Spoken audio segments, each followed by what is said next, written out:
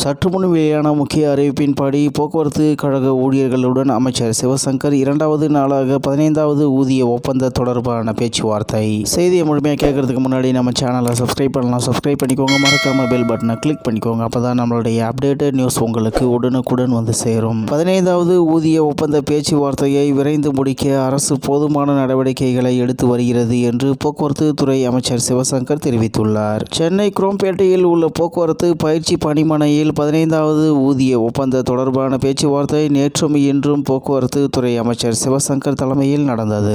நேற்று தோமுச, CITU உள்ளிட்ட 13 தொழிற்சங்கங்கள் பங்கேற்று தங்களுடைய கோரிக்கைகளை அரசிடம் தெரிவித்தது. இரண்டாவது நாளான இன்று 74 சங்கங்கள் அமைச்சர் முன்னிலையில் நடைபெற்ற பேச்சுவார்த்தையில் தங்களுடைய கோரிக்கைகளை தெரிவித்தனர். பேச்சுவார்த்தைக்கு பின் செய்தியாளர்களிடம் பேசிய அமைச்சர் சிவசங்கர், 15வது ஊதிய ஒப்பந்த பேச்சுவார்த்தை 2 நாட்களாக நடைபெற்றது. இதில் கலந்து கொண்ட தொழிற்சங்கங்கள் தங்களுடைய பல்வேறு கோரிக்கைகளை முன்வைத்துள்ளது. அந்த கோரிக்கைகளில் சில நிதித்துறையுடன் கலந்து பேச வேண்டியுள்ளது. அதேபோல முதல்வரிடமும் சில கோரிக்கைகளை கொண்டு செல்லப்பட உள்ளது. இதில் எந்தெந்த கோரிக்கைகளை நிறைவேற்ற முடியும் என்பதை அறிந்து 2ஆம் கட்ட பேச்சுவார்த்தைக்கு அழைப்பு விடுக்கப்படும். இந்நிலையில் 2ஆம் கட்ட பேச்சுவார்த்தைக்கு பிறகு ஊதிய உயர்வு ஒப்பந்தம் இறுதி செய்ய நடவடிக்கை எடுக்கப்படும். ஊதிய ஒப்பந்த பேச்சுவார்த்தையை விரைந்து முடிக்க அரசும் போதுமான நடவடிக்கைகளை எடுத்து வருகிறது என்றார். இதேபோல் இன்று பேச்சுவார்த்தையில் பங்கேற்ற பல்வேறு தொழிற்சங்கங்களும் போக்குவரத்து ஊழியர்களை அரசு ஊழியர்களாக மாற்றுவதன் மூலம் தங்களுடைய கோரிக்கைகள் உடனடியாக நிறைவேற்ற முடியும் என்று தெரிவித்தனர். எனவே அரசு அதற்கு உரிய நடவடிக்கை எடுக்க வேண்டும் என்று பேச்சுவார்த்தையில் வலியுறுத்தியதாக கூறினார் என்று தகவல் வெளியாகி உள்ளது என்பது குறிப்பிடத்தக்கது.